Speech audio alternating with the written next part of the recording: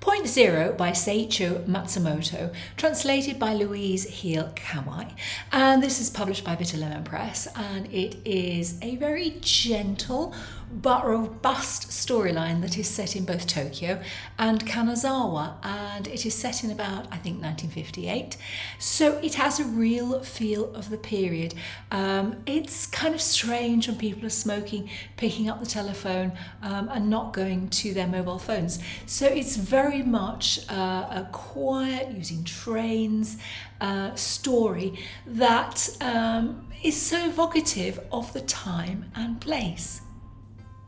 I was really delighted to be introduced to this new to me author, Seiko Matsumoto.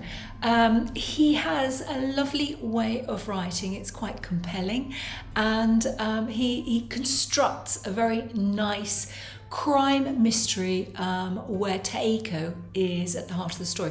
Now, Teiko and Kenichi are recently married, and they came together through the services of a matchmaker, which presumably was quite common in that time. And they haven't known each other very long. They go on honeymoon, they come back, and Kenichi is off to Kanazawa to go and finish off various business things that he has to do there before he relocates to Tokyo.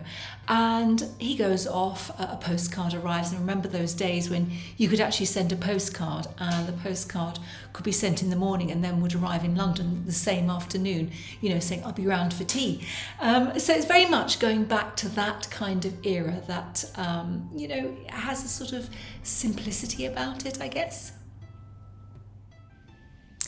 In this postcard, he tells her when he will be returning. The day comes and goes and he doesn't turn up. And at first she's not alarmed because she doesn't know him that well. So she doesn't know how reliable he is, or perhaps he had some extra work to do. And, you know, she's not upset. But given a time passing, she suddenly starts to feel, actually, this is really, really uncomfortable.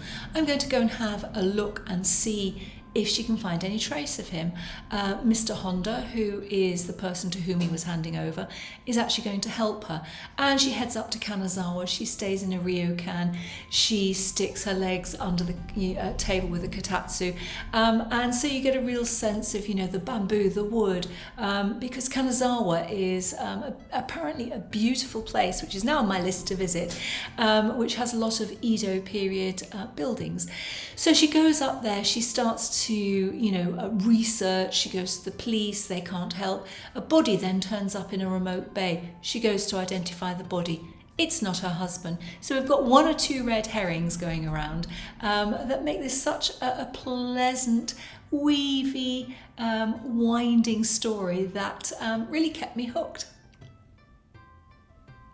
Her brother-in-law offers to support her, and both of them, you know, her brother-in-law and her sister-in-law are very supportive of her and can't believe that anything's really happened to him. And the brother-in-law decides, I'll come and support you, and he comes up to Kanazawa and eventually kind of helps her out. Then a body is found, and we know that that person has been murdered in a most gruesome way, and that kind of turns the story.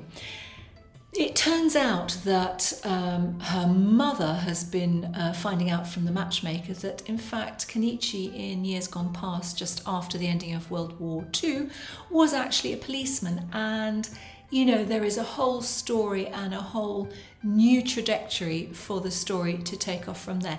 So I think if you want to be taken to Japan, to this beautiful part of the world, then I think this is a lovely, lovely story.